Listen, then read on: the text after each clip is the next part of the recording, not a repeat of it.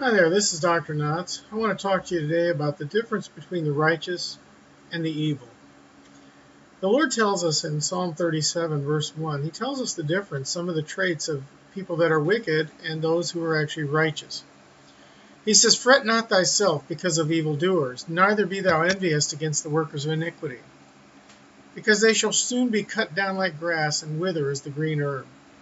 I've noticed many people idolize entertainers, they idolize those in Hollywood. It's like I was explaining to my daughter, the word entertain, it means to enter into you and detain you. Tame, it means to hold you in one place. Entertainment takes away your ability to think, amuses you, which means takes away your ability to muse or think about things. When people are entertained, it means they are basically sitting and doing nothing.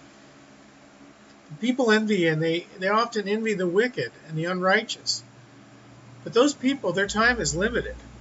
We're to trust in the Lord and do good. Verse 3. This means no matter what's going on in your life, give God significance. Hold Him in His proper place. He is Lord over everything, and nothing happens unless He says so. Take your petitions unto God. Thank Him and praise Him for all things, the good and the bad. I mean, when Job was going through his extreme trials, like no other person's gone through except the Lord Christ, he didn't realize there was a debate going on in heaven. God was allowing Satan to challenge Job's righteousness in order to give us a meter by which we could see a righteous man's life. So trust in the Lord and do good. So shalt thou dwell in the land, and verily thou shalt be fed. In other words, this means you'll be under the shepherd's hand. Delight your Lord. The righteous people delight in the Lord. You know it's not grievous to keep the commandments of God. It's something you enjoy doing. Take joy in the things of God, and He will give you the desires of your heart. In other words, if you put God first and you seek God first, He will give you joy in your heart. He will satisfy you with what you have. He'll make you content. You won't be always craving more. I know people that are the most miserable in the world.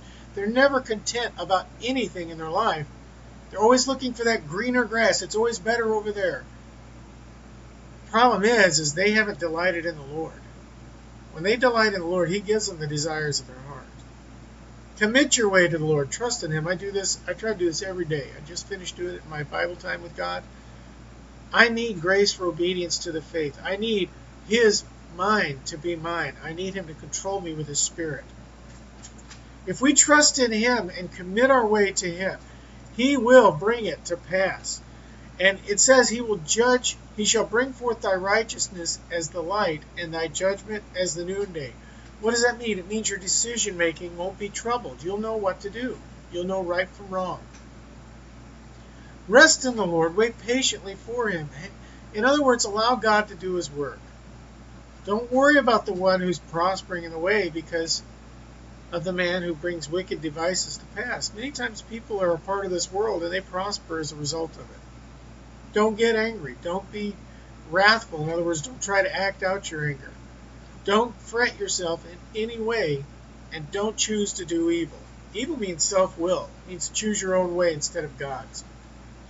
All evildoers will be cut off, and those that wait upon the Lord, verse 9, will inherit the earth. And that means God will give you the blessings of this earth now, not future tense. It means now. You'll enjoy the life. I have peace. I have great contentment. There's a lot in this chapter. The entire chapter speaks about it. One verse I want to talk to you about is something that happens today. The wicked man will borrow and he will not return. And what's interesting is this happens in the church. I had a youth pastor or associate pastor who would borrow things, he would never bring them back. He was basically didn't care about anybody but himself. He was a worshiper of himself. The merciful will lend. You'll be good to others. And you know what? When you borrow, you'll return it in the same or better condition. Why? Because it's thoughtfulness about the other person. You don't take them for granted. But actually, you love God, and you love His people, and you love those around you. That means you minister to them. My friend, this is Dr. Knotts. Seek to do good today. Don't try to be like the world. Don't give in to your flesh. And don't be listening to the leadings of the devil. That's the one who's self-willed and tells you to turn to your own ways. That's why it's called witchcraft when you worship the devil. But rather, seek God. Do good. Commit your ways to the Lord. Wait on God to work in your life. And you will have great contentment. When you have peace and contentment, you know that your way is committed to God. This is Dr. Knotts. I pray the Lord richly blesses you in your endeavors to be good. In Christ Jesus' name I do pray. Contend for the faith, church. Amen.